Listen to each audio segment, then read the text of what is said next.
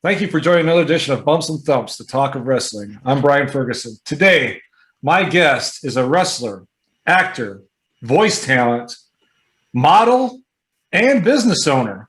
Yes. He is known as the Steel Scorpion. Ladies and gentlemen, it is my pleasure to introduce Mr. Mad Mac Davis. And people will ask me, what's mad mean? I'll tell you in a few minutes. All right, I was going to ask you. Great to be here. Great to be here. Thank you very much for coming on. Let's talk about that. How did you get that name, Mad? It came about when we were putting together a tag team, really, originally. We were trying to go for something that had a Road Warriors kind of feel. Mm-hmm. And, of course, Mad Max was a big thing that was out of those times in the movies and stuff. So the Mad Mac kind of really came from that as the development of the name. But over the years, it's kind of morphed more into I'm Mac Davis and then I'm Mad Mac Davis. And the only reason you see Mad Mac Davis is because she did something that really ticked me off. And now I'm lit up and we're going to have to go in the ring. That's where Mad Mac Davis comes from. So. All right. And how about the Steel Scorpion? The Steel Scorpion came along later. I was beginning to do a lot of matches that were hardcore and usually inside a steel cage. Yeah. And another wrestler actually in the back came up to me and said, the Steel Scorpion. And I was like, wow, I like that. And it stuck ever since. And that's what everybody really started calling me as, the Steel Scorpion, especially in my later years when I came back, because the kids didn't know Mad Mac Davis because I was gone for a period of 10 years, which we'll talk about. But when I came back, the only thing I heard was Scorpion, Scorpion, Scorpion. So the kids immediately just like that took to it, because of the name, I guess. Yeah. That's pretty. You got two names. That's pretty impressive. I mean, most people only get the one. Yep. You got two. The first one was not a bad one if you're a country music fan. Mac Davis was already good. Yeah. That was, speaking of that, when I was doing some research, I would get you, and then he would come up too, the late country singer. And I remember him as a little kid when I was in the 70s. I was about to say, when I was growing up, we were about the same age. We were talking about this earlier. And my grandfather used to call me on the telephone. His name was Mac as well. And he would call me up and he'd go, "Hey, you're on TV." I'm like, what? And I'm just kind of a young kid at that point. I'm like, what are you talking about? Turn on the TV and there's the Mac Davis show. And like, oh, okay, I get it now. So, but that helped me quite a bit later on when I got into radio. That name just kind of blended straight into the radio. So that was a good. When I was doing some research, he would come up and. So let's talk about you growing up. Where are you from? Your family? What you Born did? and raised in Savannah, Georgia. Beautiful little town back then, still is. And was there till about my early 20s. But my father was a newspaper man, and he always had different characters around over the years. I would run into Red Skelton. I met him in our car from the airport to his hotel. My dad had to pick him up, and I run in the car with Red Skelton. I don't even know who Red Skelton is at that point. Later on in life, you're like, oh, wow. I had a conversation with him in the backseat of my dad's car. I got to meet a lot of people. And that helped me a little bit later on, I think, when it came into radio, because I was a little comfortable meeting people and talking to people because it was always around me. And so as I grew up in Savannah, I began to realize there's something in me that I need to kind of, I guess, be a showman. You kind of get that feel like you want to be, there's something in entertainment that really attracts you. And seeing all those guys over the years and meeting them through my dad, later on when I got to radio, it was easy. It was like, Wolfman Jack, he came in when I was in radio. And I was on the air doing an oldies show. I worked for a radio station in Savannah as well. And that was where I got my start on the microphone. And I'm on the air doing an oldies program, and I'm imitating Wolfman Jack. And I had no clue he was anywhere in the area, but all of a sudden I get a call from downstairs the radio station saying, Wolfman Jack's coming up. He wants to go on the air with you. Well, And I'm thinking this is a joke at this point. I'm like, yeah, right. And sure enough, here comes Wolfman Jack up into the studio. I got to do an hour long, about an hour, hour and a half, I think it was, of an oldies show, all requests with Wolfman Jack. And it didn't scare me. I mean, I was nervous, but it didn't scare me. It actually thrilled me because it was like, okay, now I need to step up. And that's where I think everything kind of came along the line between radio and wrestling, that when you're around people with value in what you can learn from them, you feed from that, and you want to continue to meet the expectations of the people who are better than you, so that you can meet, where they are, and they can continue to pull you up and up and up, which is important even in wrestling now. Without the veterans that can reach down to these young guys and say, look, here's a few shortcuts and things you can do, not bad shortcuts, but you're doing things too difficult. Here's how to do the same thing, but do it easier on your body. And these young guys would learn so much if they would just listen to these guys, talk to them. And it was that way as a kid. I mean, I've always applied that throughout my entire life. I've always wanted to be around people a little bit older because I knew I could learn from those folks. It's a very good point. Yes, indeed.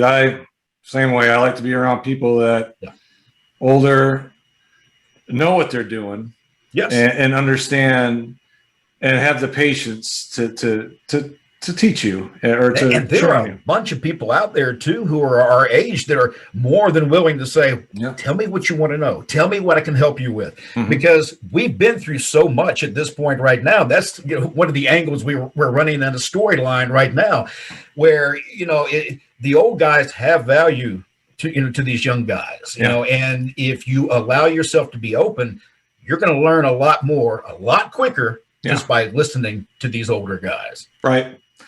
Sometimes those younger guys don't have patience like we probably did when we were younger.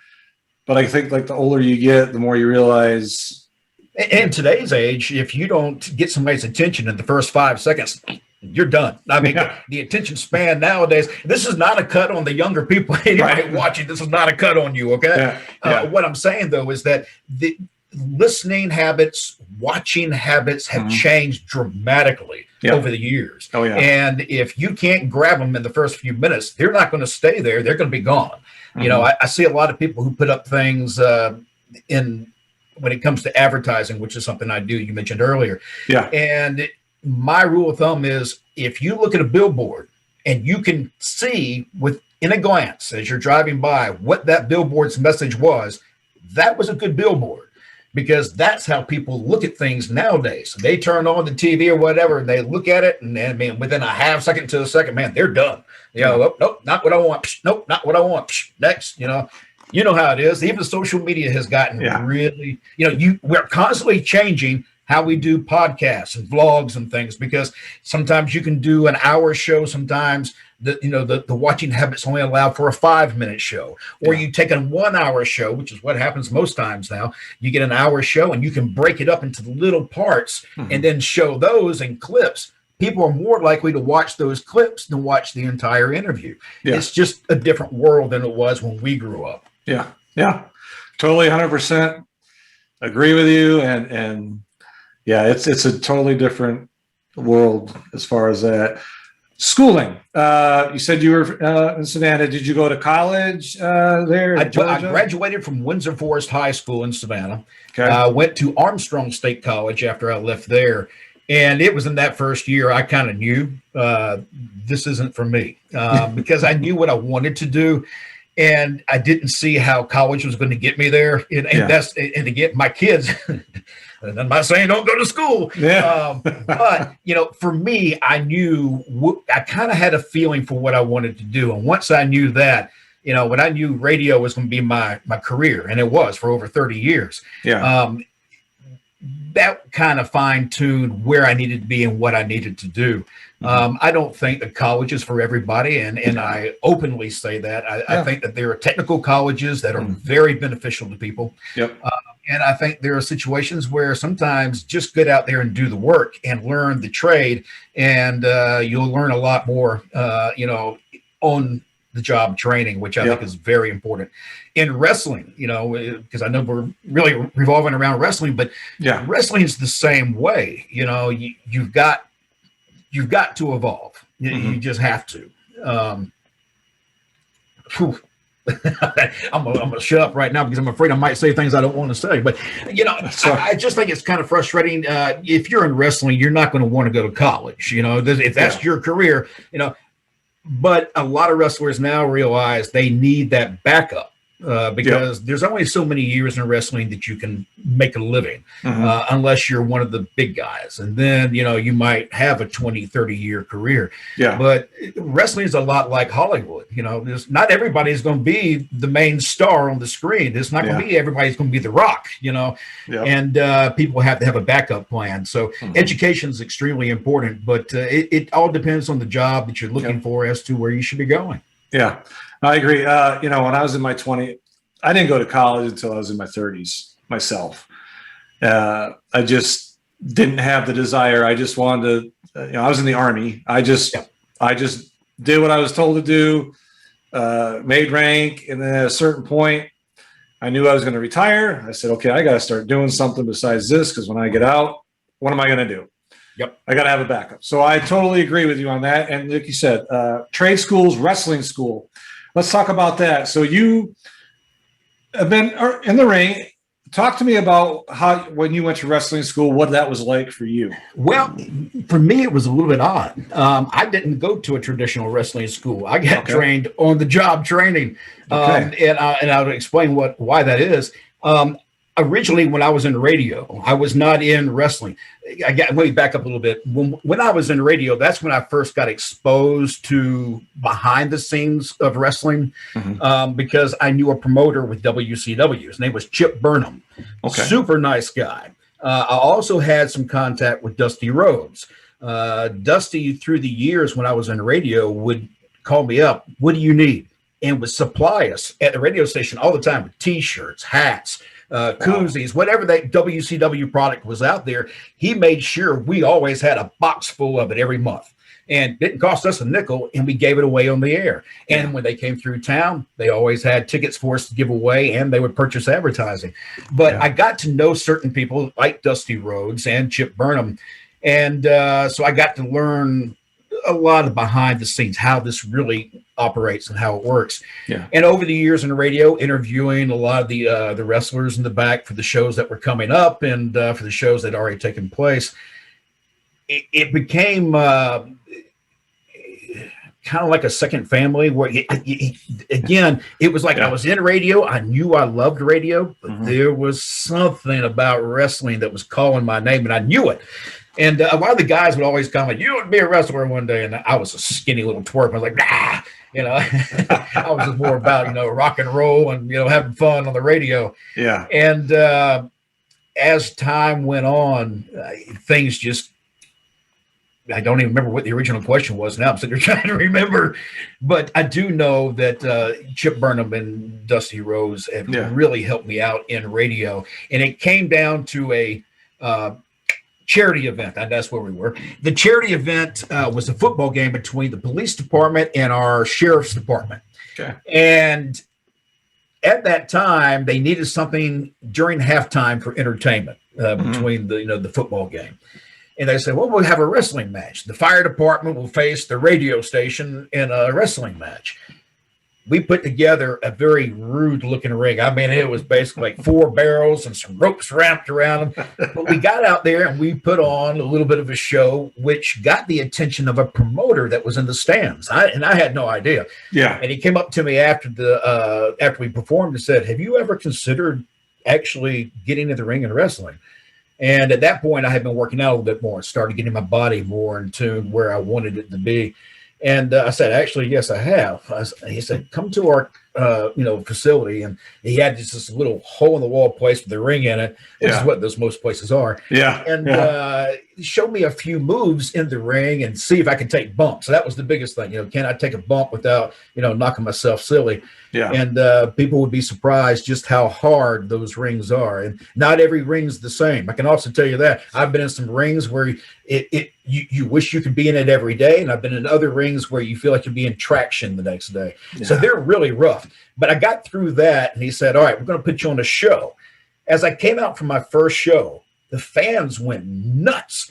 And no clue why. They just immediately took to me. And it was at that point they said, okay, you got to come to the next show and you got to do this, this, and this. And I'm like, oh my God. And I was getting pushed without any real training, without any real knowledge of why I was doing certain things.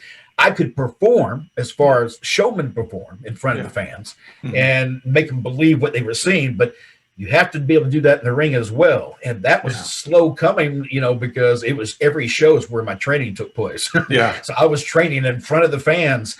And over time, I finally started catching on, but it took a while. Yeah, you're the second person I've talked to that had no formal wrestling training and just did it in the ring. The first one I talked with Nikita Koloff. Yeah. Oh yeah. I did not know that. I've always read that he had training with Eddie Sharkey. He goes, no, I had no training. I got in there and that's how my training was. So sink or swim. Yeah, that's really what it comes down to. You get a feel for what they expect you to do. Right. I've always been one of the types in my wrestling that even on my bumps in the ring, my bumps, I try to take them more like a realistic hit than a true back bump like a lot of guys do. And I wish I could do those back bumps still to this day, but my neck and my back won't allow me to do that. So I have to kind of go to my side or take it a little bit funny. And those are things that in wrestling school you really want to learn because it's protecting yourself and your body. But when you learn it in the ring over time, you're just kind of forced to sink or swim. You don't have an option. You got to learn. You got to learn quick. I did go back at that time. We had videotapes back then. We couldn't go on the internet because the internet wasn't a thing. Right. I could go back and watch videotapes in slow-mo and watch the moves, frame by frame by frame. And that's what I did do to learn a lot of the moves. I just went back in slow-mo videos to watch how each guy was setting up that move so I could better understand where it needed to go. And it allowed me to learn that way. And I could apply one or two things I'd watch on video at the next show, apply it in the ring. Okay, that felt good. And then the next show, try to add something different that you see on, through the slow-mo and pick up on those things. So a lot of things were, really by video slow-mo or from the person in the ring I was wrestling. And I had a lot of good guys I wrestled with in the beginning that they knew, I was greener than goose stuff. And, I needed help. And I remember one time I was doing a match and, the guy that was in the ring with me, his name was Lance Christian. And I'm still young. I'm say young. I started at 38. But when I had this young kid come to me while I was in the ring, young, doing what I'm doing, and he said, go to the post, stand on the second rope, put your hands in the air. I'm not thinking things like this. I'm just thinking I got to do this move, and this move. Yeah. He was teaching me things, while we were working, and I'd go up and do them. Fans would go nuts. Yeah. That's how you start to learn. You have somebody else with more knowledge that says, hey, try this. And again, it goes back to listening to the people who know what they're talking about. Yeah. It's you have an amazing little run there. I watched some of your matches on YouTube, and you've had some amazing matches. I was very, very, very impressed. I'll just say it like that. Thank you very much. For an indie level guy out there trying to apply, the best show that you can. That was the one thing too. A lot of the videos that are on there that you see that I've posted are matches that are my favorite matches. Matches that stood out to me, and it was all usually from the same time period of when we had a group of guys in our organization. The group I worked with back then was called the GIWA, Georgia Independent Wrestling Association. Okay. And Mike Stratus, there were so many guys. I'm not even going to try to mention everybody because I'll forget somebody. But this group of guys back then, every one of us wanted to have the best match on the card, period. And we wanted the best shows. I can honestly say, and there'll be people who will argue with me, but during that time in the state of Georgia, we were probably one of two organizations that were running shows that were very good. I mean, there are a lot of shows that are okay, but these shows were very good, very talented people. We had a lot of guys who ended up going to the WWE and other places over the years. So it was really a great time. It was also during the Attitude Era. On TV. So when you got the Monday Night Wars taking place and you're in independent wrestling, business is good during that time because, all of a sudden wrestling's back and people are filing into the gymnasiums and armories everywhere to watch their local wrestlers. And it was just an incredible time. Really, I don't know that we'll ever see that again, although AEW is giving me hope.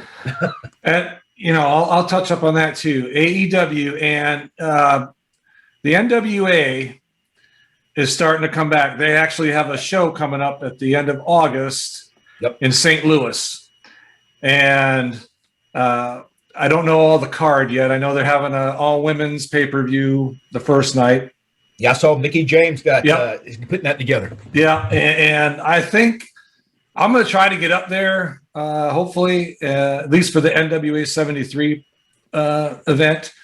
But I think, once the pandemic hit, that kind of shut a lot of those guys down, unfortunately. I mean, I think NWA was on a good roll until the coronavirus. I agree. I think that NWA was probably the hardest hit from what I can tell because their momentum got stopped. I agree with you. What they were doing before the pandemic was incredible. Good stuff. I was so excited. I didn't get interested into wrestling again up until what's it been 3-4 years now since I've been back. But part of the reason I came back was the excitement of watching what Cody Rhodes and Nick Aldis were doing, in their feud building up to their first match. Yes. That was old school wrestling. That was storytelling. That brought me back into wrestling along with my desire to, say goodbye to my dad and a few other things. But, I'll tell you, I went to Nashville, NWA 70 in 2018. I was not disappointed at all. I can't imagine that even the card I see, the people they have on the card. It was incredible, I went to the Fan Fest that day. All professional, real nice, signed all our stuff, took pictures, all that stuff. Oh, good. And then, it was great. And then that night we went to the event, my wife and I, and it was great. It was not, we drove from Kansas City to Nashville. Ooh, wow. Yeah, so that was a little drive, but we stayed the weekend. But we did it. It was kind of a package deal because she's not a big wrestling fan, but we did the package deal. We got to do stuff during the day for her, and then we did my events in the evening. But I was not disappointed. And I was so. It was hard not to see them on YouTube and all that when they had those weekly NWA Power shows. Yep. And and it's not. I know they're back now. Yes, but I don't feel the same as I did pre-pandemic. Right. I liked the YouTube show they ran. That was on my schedule every week. Yeah, mine too. And then all of a sudden, that was it. Because of the pandemic, and I hated that. I hated that for Billy because I know Billy Corgan has put in a ton of time and effort into this promotion and trying to build it back up along with Nick. Yeah. And they had a couple of speed bumps that got in their way. Not just the pandemic, and they had to fight through all that as well. Right. But the NWA to me, and I made this comment to I think it was Dave LaGreca. I was speaking with him, and I told him, I said, the only belt that means anything to me as somebody who grew up in the South and grew up with watching wrestling is that NWA belt. Every other belt out there to me it's either a new belt, it has no lineage to it yet, or it's a retooled belt with your logo on it. I want to see the belt that's carried up through the years to all the champions, because that puts value on that title and it puts value on the promotion. Yeah, I agree with you 100%. I'll say the only other belt, which I actually have, is the AWA World Heavyweight title. That's another good belt. Yeah. I grew up in Wisconsin, so I watched Bockwinkel, Gagne's, all those guys. All the guys that were in the 80s in the WWF. Yep. Were prior to that in the early 80s and 70s were in the AWA. And who were the top stars of while you were watching TV and getting into wrestling? Oh, so I'll tell you, Nick Bockwinkel. Yes. Hulk Hogan, Ken Patera, Bobby Duncombe, Bobby Heenan, the man. I couldn't stand that guy. He did his job to the T. That was his job. Yeah, Ray the Crippler Stevens, Jesse Ventura. I mean, the who's who.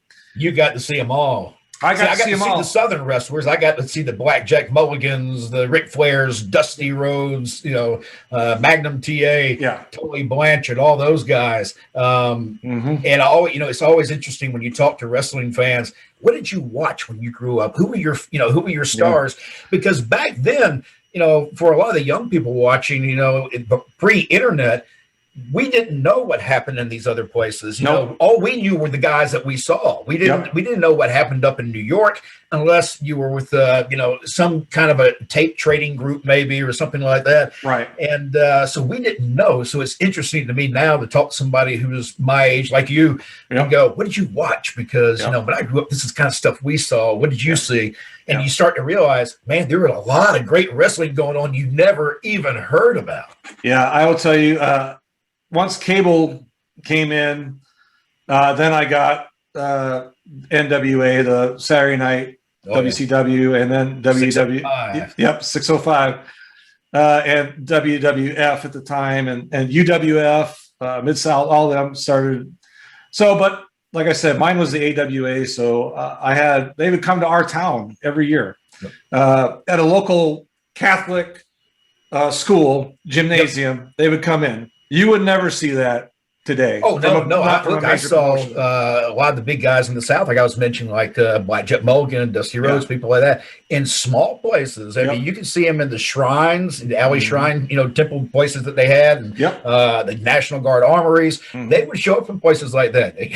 You're not going to see Roman Reigns in an armory, I can promise you. Not until he's retired. Right. Yeah, at a signing or something. Yeah, absolutely. That's, and I want to get into that a little bit later about the lost art and stuff. But I want to talk to you. So when you were in wrestling, I mean, you are again, but with the first time, your travel experience, did you wrestle? I didn't travel a whole lot in my first 10 years. I guess we ought to mention this. I wrestled for 10 years, started at the age of 38, wrestled for actually a little less than 10 years, and broke my neck. Broke my neck in a cage match against Mike Stratus. Actually, that's online too. It's one of the videos that's I think it's on YouTube. If it's not, it's on my Facebook. Okay.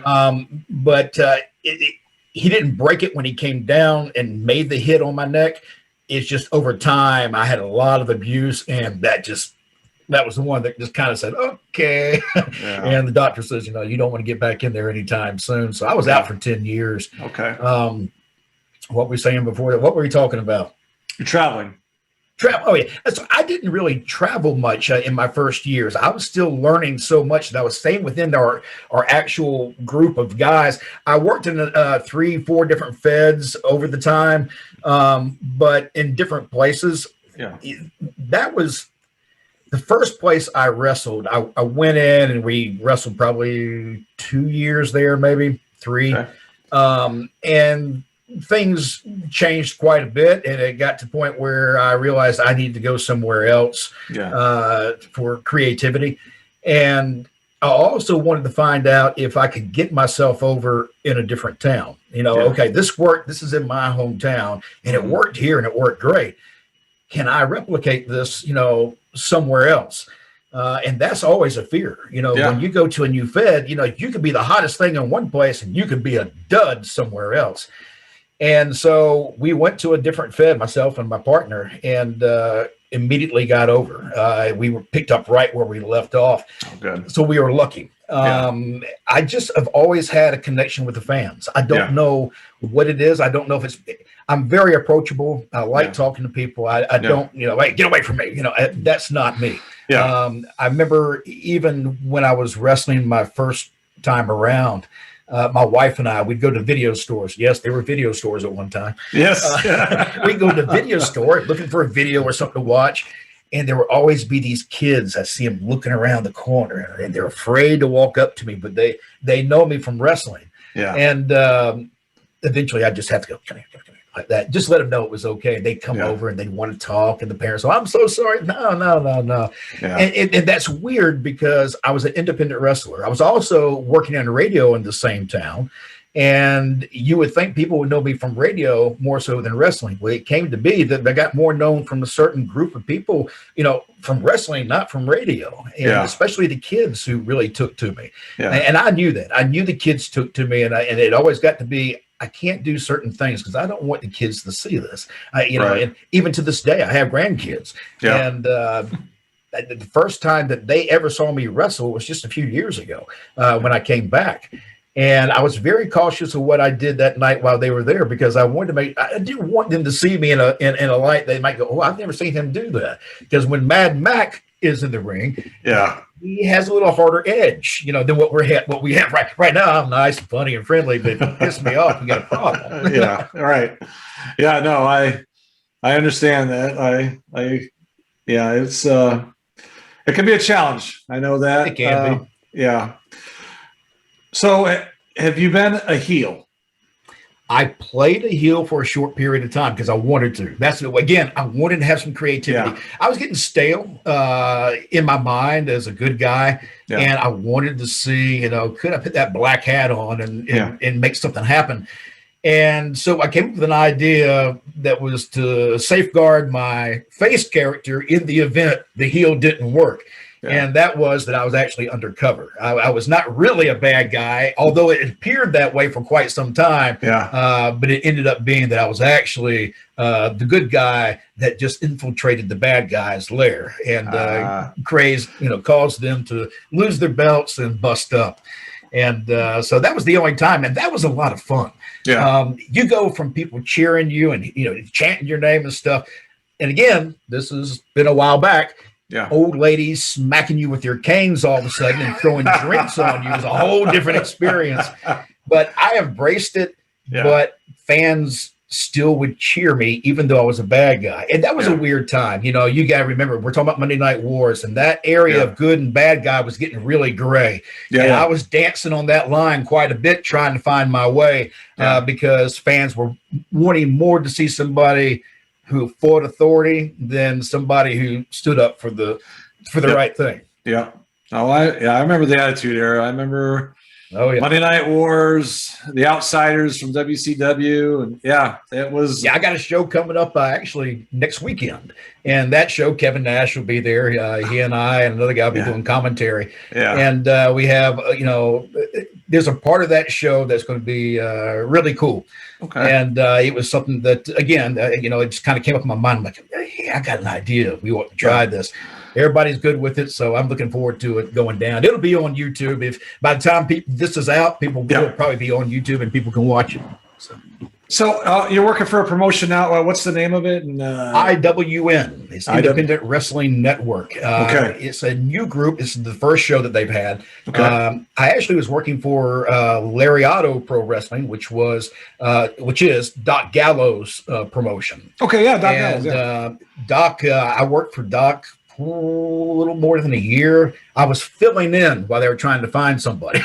It got to be where I was the guy, and that's and that was okay. I enjoyed it, but it just got to a point where I know that ring announcing is not exactly my forte. It's not what I really want to do. I enjoy it. I can do it, but I want to perform. There's a performer in me that has not died, and so a new promoter came along and said, I got an idea. I want to do some stuff, but I want you to have some input and tell me what you'd like to do.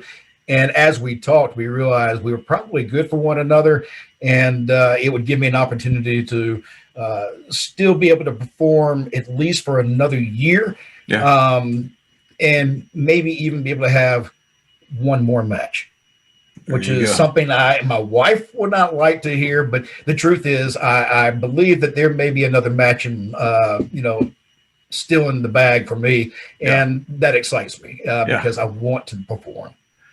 Well, I can tell you, I've seen you on YouTube and all that, and you are in excellent physical condition. I will tell you that. I wish I were in better. Now, one time I was in pretty good shape, but when COVID came along, a lot of us guys had a hard time getting into the gyms. Yeah. So you had to kind of work out of the house. I've just now really started getting back into the gym. Yeah. I was down. If you had called me a week ago, actually we talked. I was fighting bronchitis for almost a month. Oh wow! It was kicking my tail, and so I'm just now getting back into shape where I need to be. Well, as you get older, it gets a little tougher. Yes, it does. Yes, it does. So when you were wrestling, or when you are wrestling, who was the opponent that you had the most chemistry with as far as wrestling?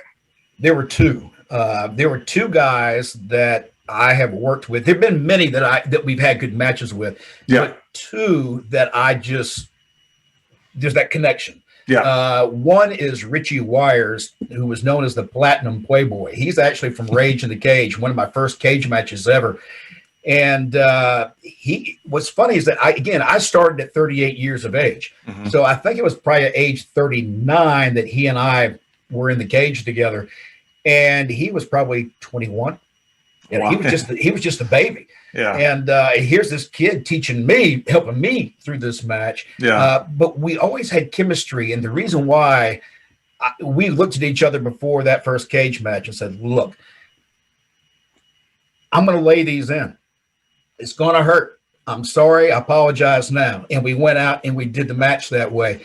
In independent wrestling, one of the things that drives me crazy is when if you throw a punch or if you hit somebody, the fans are right on you. If you're not laying those licks in like they ought to be, the fans will never believe what they're watching. And for me, even as a kid, I was a magician when I was a kid. I should mention that too.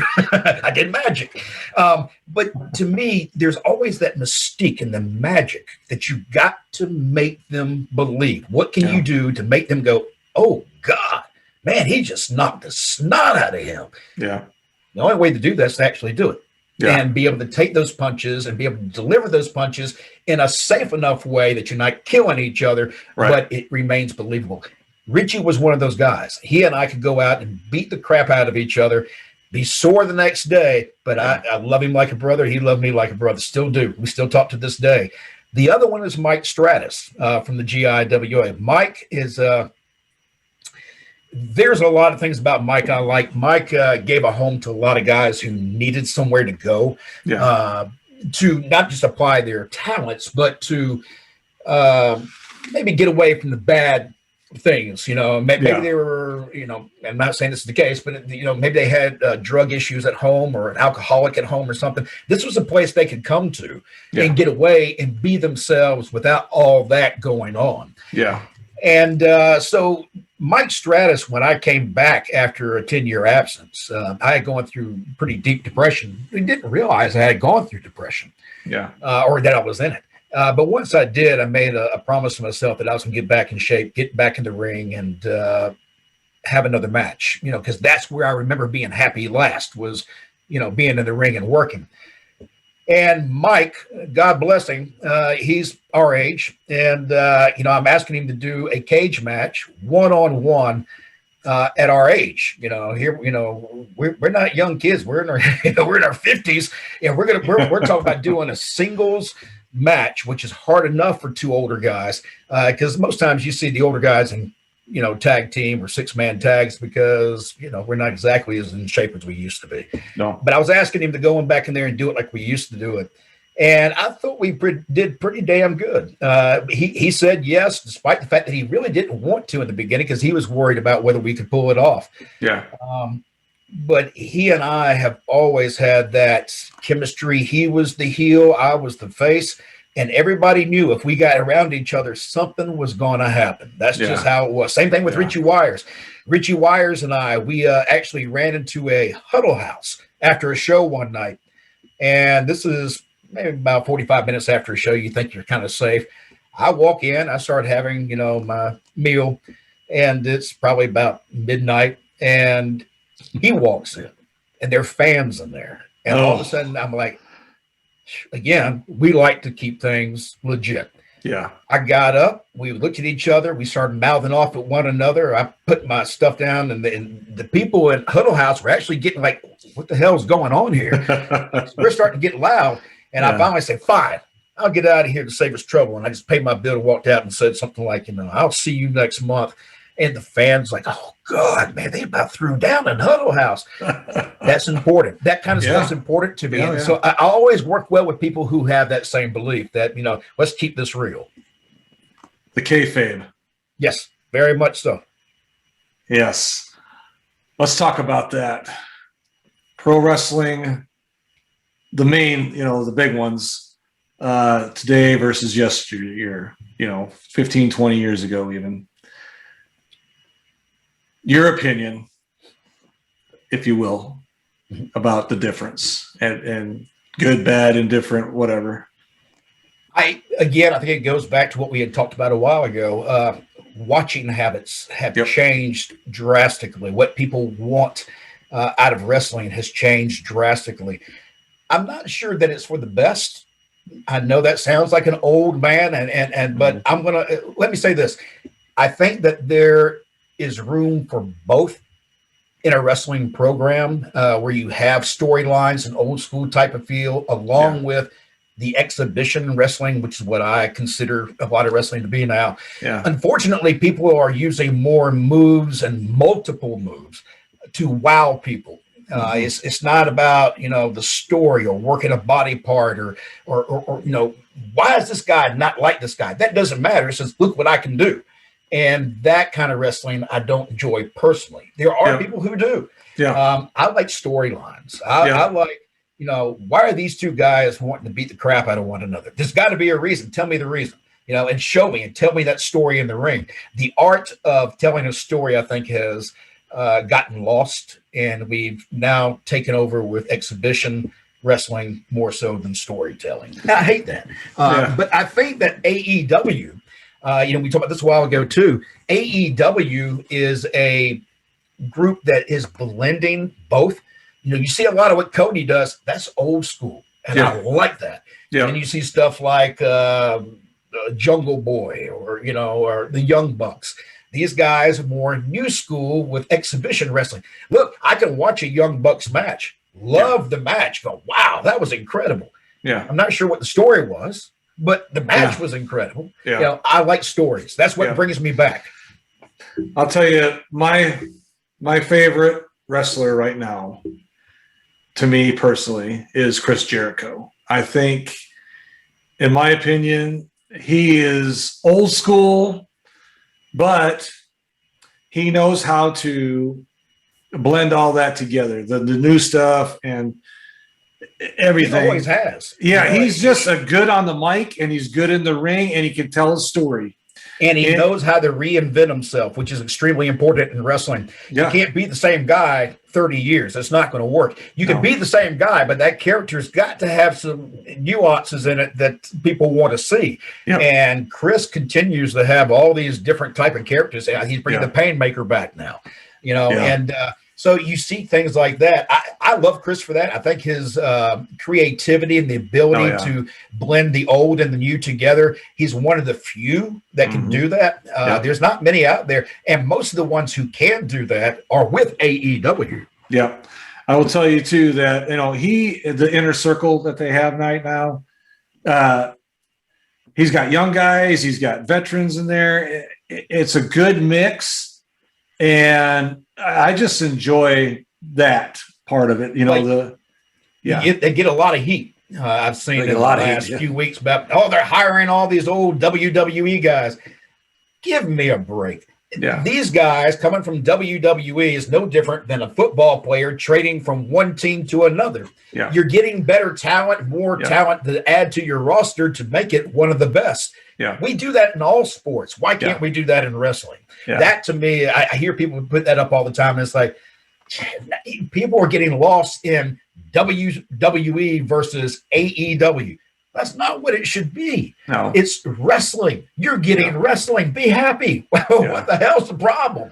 This is good stuff. You can choose. If you don't like WWE, just don't watch it. You don't have to bash them. Just don't watch it. Yeah. No, I totally agree. I mean, when I was a kid, I'd watch the big three back then, AWA, WWF, and NWA, and I think and the storytelling is a lost art because there's a pay-per-view every month with WWE, excuse me. That's one of their biggest problems. I'm glad you pointed that out. I've always thought they've had too many pay-per-views. The pay-per-views coming every 30 days forces you to tell a story basically in 2 to 3 weeks. Yeah. You can't do that. No build-up. There's no build-up, or very minimal build-up, I should say. My first cage match in independent wrestling, I'll go back to that. That was a year-long build-up till we had that. We just brewed that thing for a year to the point where the fans just couldn't wait to see it happen. The place was sold out, wall-to-wall people. And actually, when I won the match and came over the cage, the fans came out of the stands and got up around me, which scared the hell out of me. I'm bleeding everywhere, and these kids are trying to hug me, and you're like, whoa, whoa, whoa, I'm bleeding, You don't want to get up on anybody, Yeah, and it's a different time, too, Totally different time. Yeah. Yeah, I'll tell you, probably one of the best matches or build-ups I saw was when I was watching the AWA. It was between Hulk Hogan and Nick Bockwinkel. Oh God, yes, that was a great. That was a great feud. You hated Bockwinkel. I hated him so much, and Heenan. I just couldn't stand them. But they played their role. They told the story, and it was a build-up. You'd see on TV they come in, whatever. They do their little things, and it wasn't just a couple weeks and then it fizzled out. I mean, this was a year like you had. Oh yeah. I mean, that's how they were back then. Yeah. A lot of the storylines, they continued months, even to a year. Of course, now the one thing they did back then that they still need to do to this day is I just had a fly go past my head. You're good. What was I going to say? You're talking about your build up for your cage match. Yeah, I can't remember what I was going to say about it, but hey. Oh, that's all right. Don't worry about it. The fly's going by. Yeah, the fly. Like, how did the fly get in here? I don't know. Well, let's talk about some of your projects you are doing or working on or have. I mean, last night I was going through some stuff, and I'm like, I don't know how this guy has any time for me alone. Your family. I mean, you're doing Independent Wrestling Network. You do the After Chat. You got your business with Max Message on Hold. You have by the way, if you need Message on Hold, give us a call. Lowest price in the country, I bet you. All right. You heard it. Max-USA.com. There you go. And I'll put that up underneath after the show. Handshakes and Hot Dogs. Steel Scorpion, The Road Trip. I mean, a lot of those shows that you're talking about came up out of boredom, partly, but also I wanted to show my talents, and I knew the best way to show my talents was to put together my own shows, bottom to top. What you see, whether it's the video, the audio, whatever it may be, I've mixed it, produced it, and put it down. And I wanted people to know that, I'm multi-talented. I don't just wrestle in the ring. I can produce videos. I can produce audio pieces, voiceovers. I can do all kinds of things. As a matter of fact, I'm going to say right now on your show, because I was going to do this recently. I'll just do it right here. All right. Tony Khan, I'm talking to you. I've got one hell of an idea that you and I need to talk about. If you don't like it, you don't like it. That's fine. But I promise you, I've got an idea that will put somebody over in AEW bigger than hell. Give me a call, contact me, let me know. Again, if you don't like my idea, you don't like it. It's not going to hurt my feelings, but I think you will like it. That's You heard it here. Tony Khan, AEW president and owner. Give him a call. And I was going to ask you, do you do all that production work yourself? I do. And that is amazing. Work. That is amazing. I mean, I thought you hired a professional No. production company. No, I've taught myself how to work with Adobe After Effects and Premiere Designs and stuff like that. One thing that I've always done is I've always wanted to teach myself how things were done first before I went to somebody else. Because when you go to someone to do that work for you, you're going to pay through the nose. Yeah, you are. If you can teach yourself how to do it, you can save a lot of money. And that's part of how I got into Message on Hold, as a matter of fact, my business. Yeah. I got into that because I realized people were charging so much money for a service that really doesn't cost that much. Yeah. Basically, they were getting robbed. And when I saw the business that was out there, I bought this business, lowered the prices down to an affordable price with no contracts. And that made the business boom. Because you're being honest with people. And so that's when I started doing my wrestling stuff. I wanted to put stuff together because I wasn't trusting the pricing I was getting, and with a good reason too. I can tell you now that let's say just one of those shows, the opens and all the stuff that takes place in it, you would figure that costs quite a bit of money. I could do all that, myself for less than $100. But I had to teach myself how to do it. That's where the value is. And, but I've always been that way. I've always wanted to know how things were done so that I can save money. I'm a penny pincher when I need to be. I am as well. I will tell you, folks, if you're listening to this, you need to go on Mac's Facebook page or Twitter or whatever. Look at his website. Look at his YouTube channel. I mean, it is amazing. I'm not kidding. I watched it last night. And I thought for sure you outsourced that because it's incredible. I mean, your graphics, your production is first rate. I mean, I'm really impressed. That's one of the things that I really am trying to get across to some of these bigger organizations like AEW, Tony Khan, but also, in ROH, even people like that. There's a need for what I have talents for. If you were to hire me from one of those organizations, and I'm really not trying to get, I am a small business owner, semi-retired on top of that. So I'm not really pushing to get a job. Although I do think I have value for some of these groups. And I do believe that I have ideas that would be very beneficial to some of these groups. AEW, Tony Khan, that I really think they need to at least just give me a listen. Let me just tell you the idea. And I think that knowing Tony and the way that he books and the things that he enjoys, this idea would pop Tony. I just know it would. But you have to get through to him to let him know that. And so I've sent stuff over, private packages, but they always get around Tony to somebody else. And it's like, no, Tony, you and I need to talk because I promise you there's an idea that you're going to love. Well, there's always a bunch of executive assistants or other people that are around him that, they don't want the buffer. There you go. Yeah. I wanted to talk to you also about your production. That was just amazing. And how do you have time for your family? That's what Well, you and I were talking before we went on. I've got kids and grandkids, so it's just me and the wife.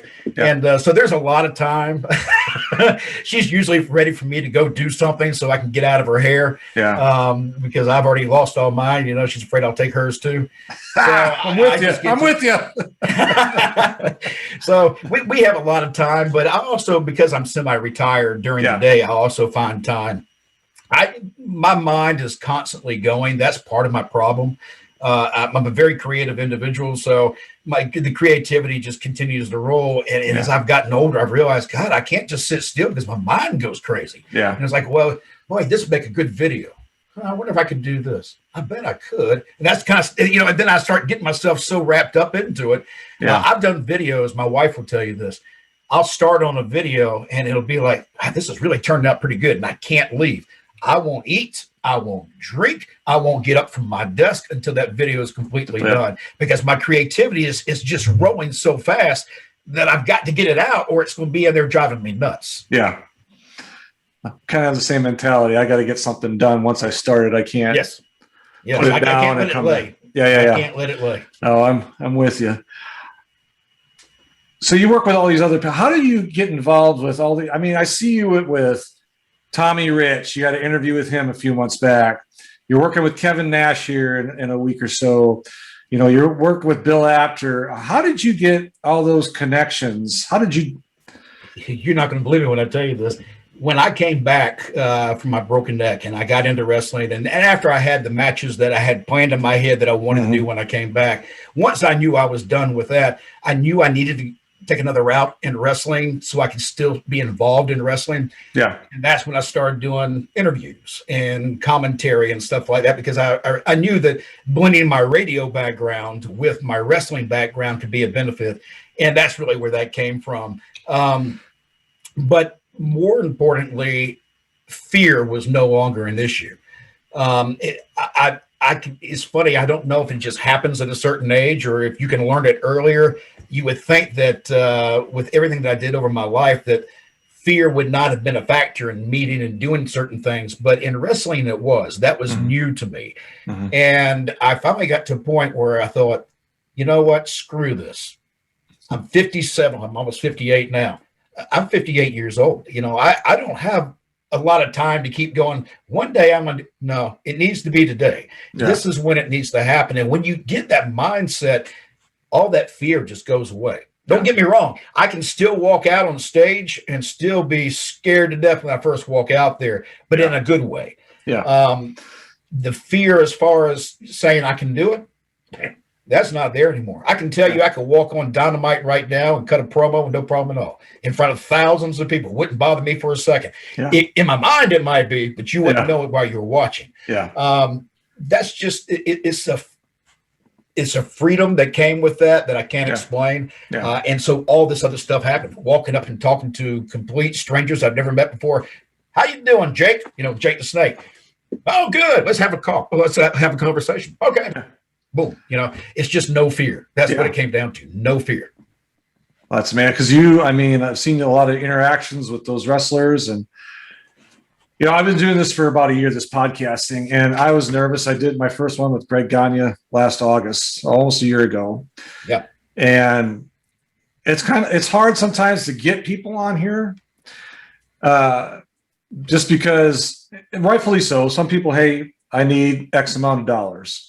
Oh yeah, yeah. And I say, well, I'm sorry, I'm not Joe Rogan or any of these guys that have all these. But I've had some good people on here, yourself included, and it was a challenge. One thing I found too, when you try to get these other guys, you find the ones who don't want the money but want to talk about the business. It's a better interview. Oh yeah, it really is. It's not about the money. They're not watching a clock going, oh hey, your time's almost up because you only paid this much money.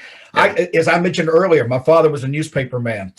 The thought of paying somebody for an interview goes against everything I was raised with, because they didn't do that in newspaper. I didn't do it in radio. And I had a lot of, even in radio, I don't remember, but when the little girl fell down the well, I think it was Jessica, maybe, or I can't remember what her name was. Yeah, I remember. Yeah. She was down in a well in Texas, maybe. Yeah. And nobody could get a story on that. I called from the radio station and called a convenience store. The sheriff happened to be in the convenience store, and I got an interview right on the spot about the latest of where she was. Wow. A lot of it's luck, but a lot of it's having the perseverance to go and screw this. I won't take no for an answer. I'm just not.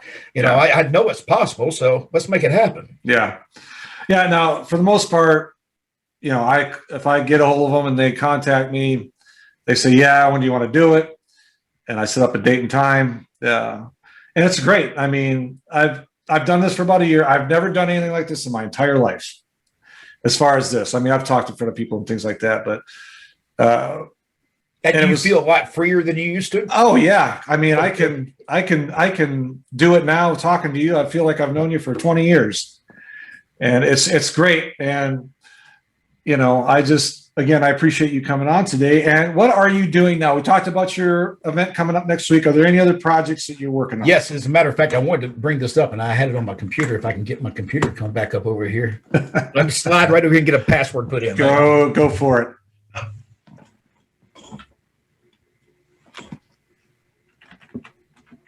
So I'm going to reiterate while he's doing that. Get on Mac Davis's social media, his YouTube. He has a lot of great content on his YouTube channel, on his after chats. It's amazing. And the production quality is, like I said before, through the roof. It really is. I'm sorry. And for a guy that does it all himself, that makes it even more impressive. I appreciate those kind words. I really do. Okay, so now, right. What are we doing? Here's the thing that's coming up that I think this will probably be, I'm not sure when the show will come out, but it's probably around the same time. Okay. But the International Professional Wrestling Hall of Fame in Albany, New York.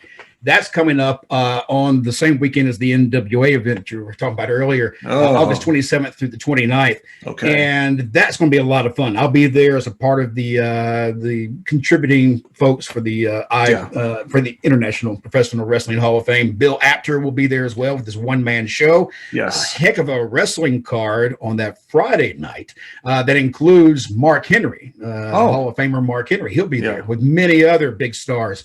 And then, of course, the induction ceremony. And I wanted to talk about some of these guys and just kind of let you know who's getting inducted. Yeah, the please. Class of 2021 includes Bruno Sammartino, Ric Flair, Hulk Hogan, Andre the Giant, Lou Thez, Buddy Rogers, Frank Gotch, Danny Hodge, Terry Funk, Giant Baba, Ed Strangler Lewis, and many, many more. There's a whole group of these guys going in. This is the first year, so they're putting in a lot of big names in the first year. I believe the Rock and Roll Express, I think I heard that they're going to be there for this, along with some other folks that will be mentioned as we go along. But this weekend is going to be a great weekend. It's in Albany, New York. And again, that's the 27th through the 29th. And that's the International Professional Wrestling Hall of Fame. If you haven't checked it out yet, go online. I believe it's ipwhf.org, if I'm not mistaken. And you'll find them there. If not, just put in International Professional Wrestling Hall of Fame. So the who's who are being inducted. They're going to be there. That's well, they're not going to be there. They'll be inducted. Some of those folks will be there. I'm just not sure who all's coming yet. Right. Yeah. I know that there's word. One of the folks was saying that Terry Funk had been talking about wanting to come, and but there's a question whether or not he'll actually be able to attend or not. His health is not the best in the world. You know, he lost his wife not long ago, and Terry's getting a little bit older. But that's somebody I would love to meet. I have never met Terry, and Terry is someone I would like to meet. Yeah. Yeah, he would be a good storyteller about his experiences. There's no doubt in my mind about that. Absolutely. And other things that I'm doing now really are just a lot of those shows you were talking about. I still do those shows. Road Trip really is the one show that I do quite a bit because I interview a bunch of people at one time, different shows, and then post them when I can. And that really, I enjoy that format. It doesn't put a lot of pressure on the guys because, hey, well, sit down and talk just for a few minutes. You know how it is. Sometimes you can say a few minutes and they'll keep talking and you just, hey, look, if you want to talk, I'm going to keep rolling. And some of those guys do that, but I enjoy that. I really do. And I'm hoping you'll see me in some bigger type of things as time goes on in the next year here. Well, like I said, go to Mac's Facebook page or any of his social media outlets, and he has Mac Davis. That's YouTube, Mac Davis. Facebook, and Twitter. Yeah, and I'm telling you, his content is first rate. I can't even describe it. I really thought it was a professional production company. Thank you. I appreciate that very much. I do. And I know I keep saying that, but that's how I really feel because it's that good to me. We're actually going to be the last I've heard, and I think this is still going to be the case. I will probably be producing the International Professional Hall of Fame's ceremony. Video opens and packages and stuff like that. So if everything's still what it was supposed to be, it should be one heck of a show. I'm sure it will be if you're doing it. I have no doubt in my mind about that. All right. Well, Mr. Mac Davis, thank you for coming on today. I really appreciate it. I enjoyed the scene. It wasn't that hard at all, was it? No. No. What he's referring to, folks, before we went on the air, full disclosure, before we went on, he was a little bit nervous about talking because I've been in radio for so long. Yeah. And the one thing I said was just be you because it makes for a better thing. You did a great job. Great. Well, thank you. Thank you. And thank you for all your stories and your content. We really appreciate it. And don't forget, folks, keep a lookout for us. We'll be on. Our next one is going to be with baby doll here soon in the next week or so. Yeah, so I know Baby Doll. She's a sweetheart. And I've watched videos of her, and she seems like a fantastic lady. So keep a lookout Missy for that. Hyatt, by the way. Missy Hyatt's also another great person you should talk to. I'm trying to get a hold of her. She's a hard one. I can probably make that happen. So get with me after the show. All right, folks. Again, thank you for coming. Or if you're watching, thank you. If you're listening, thank you. Again, Mr. Mac Davis, the Steel Scorpion, Mad Mac Davis. Thank you, sir. Thank you. I appreciate it. Thank you very much, and we'll talk to you all soon.